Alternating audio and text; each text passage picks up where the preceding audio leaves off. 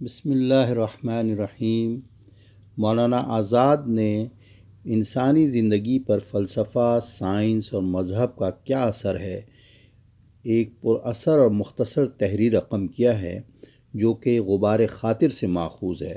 ملاحظہ ہو، طالب علمی کے زمانے سے فلسفہ میری دلچسپی کا خاص موضوع رہا ہے۔ عمر کے ساتھ ساتھ یہ دلچسپی برابر بڑھتی گئی، لیکن تجربے سے معلوم ہوا کہ عملی زندگی کی تلخیاں گوارا کرنے میں فلسفے سے کچھ زیادہ مدد نہیں مل سکتی۔ یہ بلا شبہ طبیعت میں ایک طرح کی بے پرواہی پیدا کر دیتا ہے اور ہم زندگی کے حوادث و آلام کو عام سطح سے کچھ بلند ہو کر دیکھنے لگتے ہیں، لیکن اس سے زندگی کے طبعی انفعالات کی گتھیاں سلجھ نہیں سکتی۔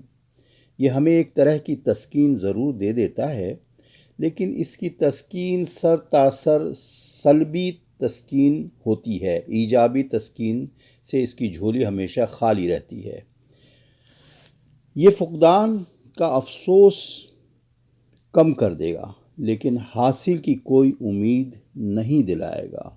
اگر ہماری راحتیں ہم سے چھین لی گئیں تو فلسفہ ہمیں پنچتنتر کی دانش آموز چڑیا کی طرح نصیحت کرے گا، لا تأسا علی ما فات، جو کچھ کھو چکا اس پر افسوس نہ کر۔ لیکن کیا اس کھونے کے ساتھ کچھ پانا بھی ہے؟ اس بارے میں وہ ہمیں کچھ نہیں بتلاتا، کیونکہ بتلا سکتا ہی نہیں، اور اس لیے زندگی کی تلخیاں گوارا کرنے کے لیے صرف اس کا سہارا کافی نہ ہوا۔ سائنس عالم محسوسات کی ثابت شدہ حقیقتوں سے ہمیں آشنا کرتا ہے اور مادی زندگی کی بے رحم جبریت یعنی فزیکل ڈٹرمنزم کی خبر دیتا ہے، یعنی فزیکل لاز کی خبر دیتا ہے۔ اس لیے عقیدے کی تسکین اس کے بازار میں بھی نہیں مل سکتی۔ وہ یقین اور امید کے سارے پچھلے چراغ گل کر دے، مگر کوئی نیا چراغ روشن نہیں کرے گا۔ پھر اگر ہم زندگی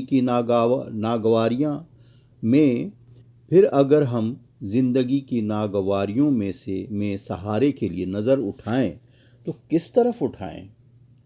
ہمیں مذہب کی طرف دیکھنا پڑتا ہے۔ یہی دیوار ہے جس سے ایک دکھتی ہوئی پیٹھ ٹیک لگا سکتی ہے۔ بلا شبہ مذہب کی وہ پرانی دنیا جس کی مافوق الفطرت کار فرمائیوں کا یقین ہمارے دل و دماغ پر چھایا رہتا تھا، اب ہمارے لیے باقی نہیں رہی۔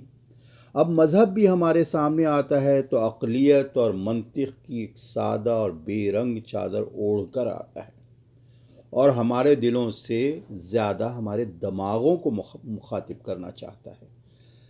تاہم اب بھی تسکین اور یقین کا سہارا مل سکتا ہے تو اسی سے مل سکتا ہے۔